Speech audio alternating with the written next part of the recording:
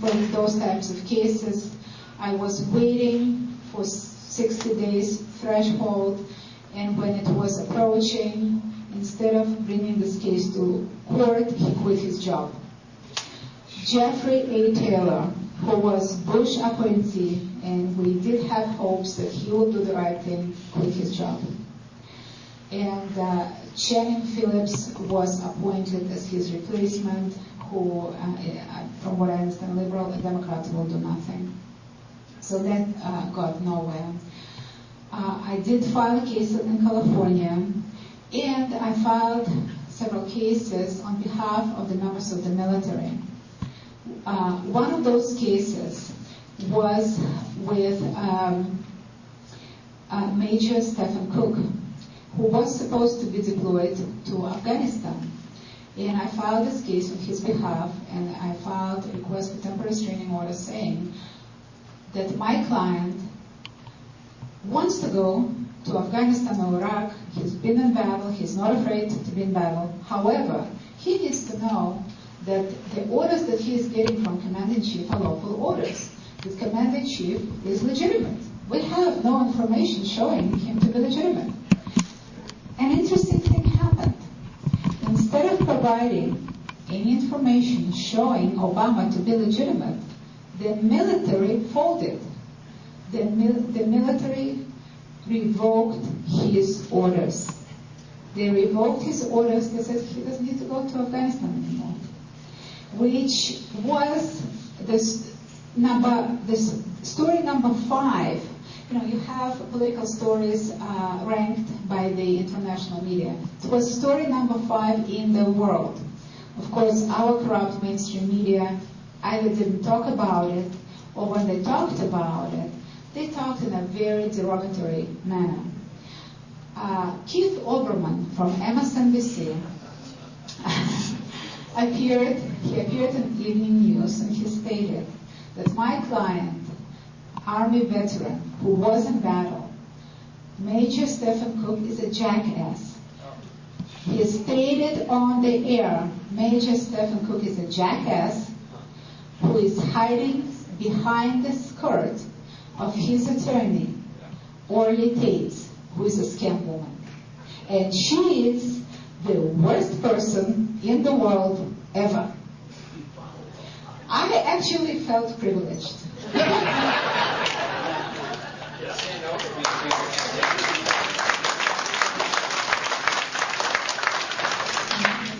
If an idiot like Keith Olbermann calls me the worst person ever, means I'm doing something right.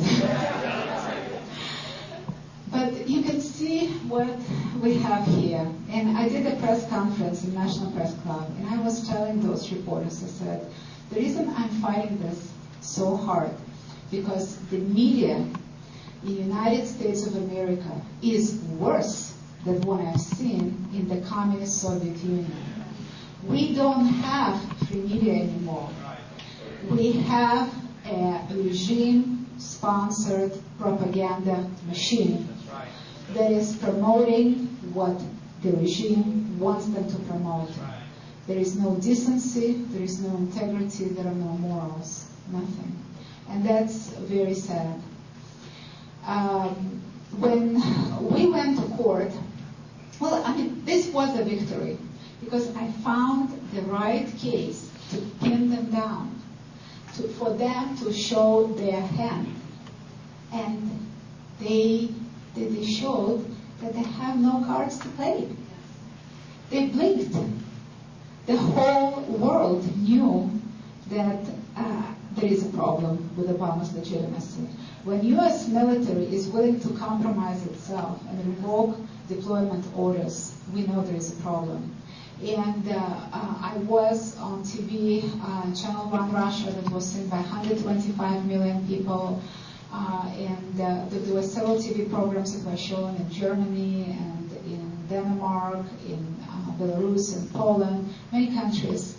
I've done a lot of interviews in Canada, Great Britain. Just yesterday I did an interview for BBC that's going to be reported later. And pretty much the world media knows that he is illegitimate. But of course, American corrupt regime-sponsored media is continuing to defraud American citizens.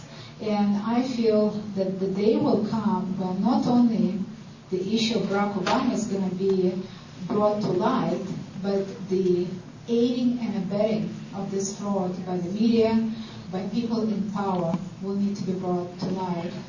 There has to be investigation. There has to be serious investigation so this doesn't happen again. I've seen unbelievable corruption coming from the judiciary of this country. When we brought this case on behalf of Major Cook, it was brought in Georgia because he was supposed to be deployed from Fort Benning, Georgia. And the judge there, Judge Land, stated that since his orders were revoked, there is no longer jurisdiction, even though two other officers joined. One of them was Major General and one was Lieutenant Colonel. They joined the lawsuit, and I argued, what do you mean that this case is closed, there is no jurisdiction? This case can come again and again before you. We have thousands of enlisted officers. This has to be reviewed. It's very similar to Roe v. Wade. If you remember, when Roe v. Wade was decided, they found that even if a woman already had her baby, this is an issue that had to be brought to light because it's something that's bound to happen again. Somebody else is going to be pregnant. Well, what's good for the goose is good for the gander. If they use this logic in Roe v. Wade, then we can use the same logic in this issue. Because even though they revoked Major Cook's orders, somebody else is going to get orders tomorrow. It has to be reviewed. Well, Judge Land refused. He stated that also Major Cook is a citizen of Florida. We have to go to Florida. We went to Florida, had a very similar problem. Judge Richard A. Lazara, absolutely unbelievable decision, saying this is frivolous. How in the world is it frivolous that we have a commander-in-chief of all U.S. military sitting in the White House in such a high position and refusing to provide any vital records? Not a hospital birth certificate, no birthing file, no passport records, no immigration records, no school enrollment records, no health records. Something is very wrong, and he says it's frivolous. It just shows you how corrupt our ruling elite is, how much work we have ahead of us to clean it up. If you want your country back, you better roll your sleeves, because there's a lot of work ahead of us. So we are appealing Major Cook's case. What happened there, even though the military revoked his orders, they decided to retaliate. And they applied enormous pressure on his employer, a small defense contractor, to have him fired from his $120,000 a year job. He was a good employee, never had any problems, and suddenly, after he spoke up, he was fired. What does it tell you? There is retaliation, there is oppression. That looks like tyranny. This looks like dictatorship. You live in an illusion of a free society. You live in the illusion of a constitutional republic.